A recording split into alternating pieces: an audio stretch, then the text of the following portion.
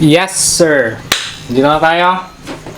Mag-unbox po ako ng package from Altitude Technologies Inc. Binili ko siya nung Merkules. Yes. Babait nila. Dali silang kausap. Yan. Tingnan natin. Actually, nabili ko to promo.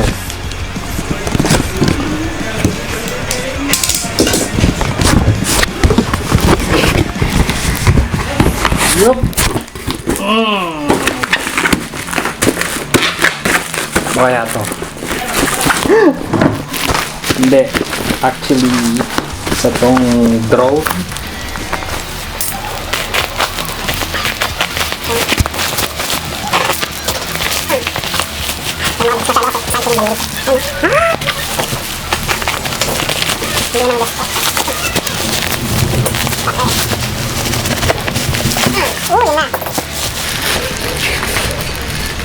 May note. Love letter. Ay, resibo pala. Hindi ko to ipapakita sa girlfriend ko. Diyan ka na. So, ito na nga. Mavic Mini Standard. Di ako bumili ng climber combo kasi ang budget ko. Tapos kasi nag-promo sila, meron silang free intelligent flight battery. Yes. Mahal din to, no? Pag bumili ka ito, mga nasa 2,000 plus. So at least, diba? Promo. Tapos 2-way charging hub. Yan, from DJI. Thank you, Altitude. Yun, no?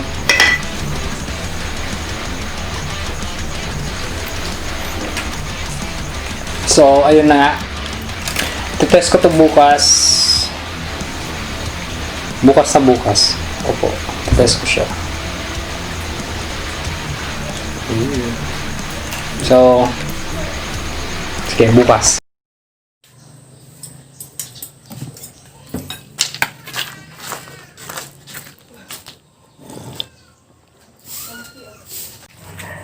Yun.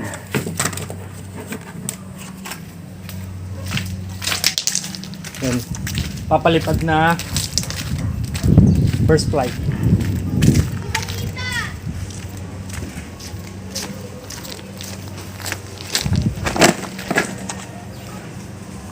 First flight ng Mavic Mini ko. Ito yung dati kong drone, DJI Standard 3. Yes, sige. Gawin ko tong helipad.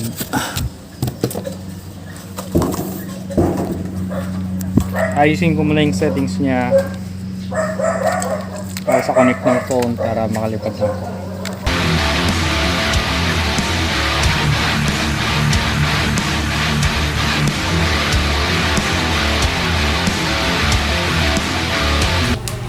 Yun, medyo natagalan.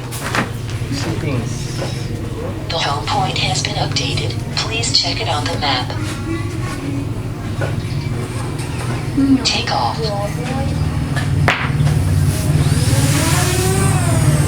point has been updated. Please check it on the map.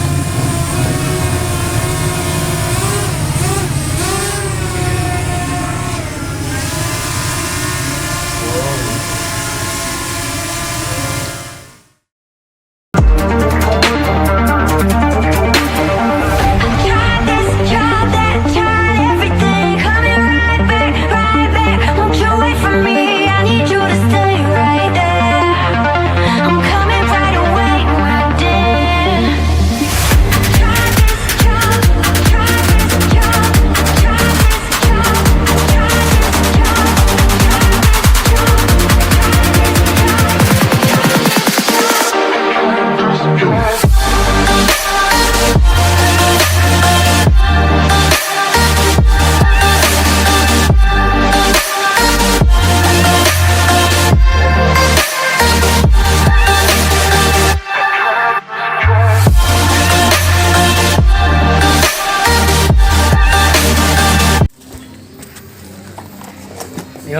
Tapos na ang review. So, okay naman siya. Buti na lang hindi siya nag-crash. Ako lang yung nagka-crash kay crash. Man. Nyog. Sabi nila ay gamit ko ang kapansanan. Nilakas ng kapal para makalaban. Pakikigayo na hindi ko kasalanan. Medyo disappointed lang ako kasi wala siyang wifi. Dapat siyang naka-connect sa cable. Pag cellphone. Yun lang yung medyo na-disappoint ako. Pero overall 9 out of 10 good. Kasi handy. Ewan ko kung lalabas na Mavic Mini 2 ngayon.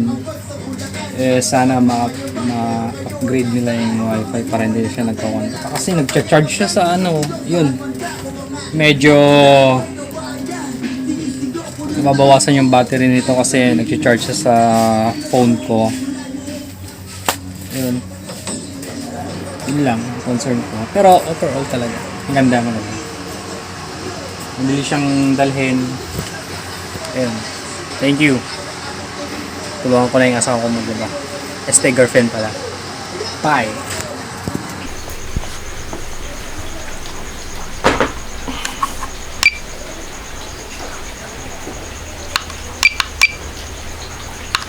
Okay na.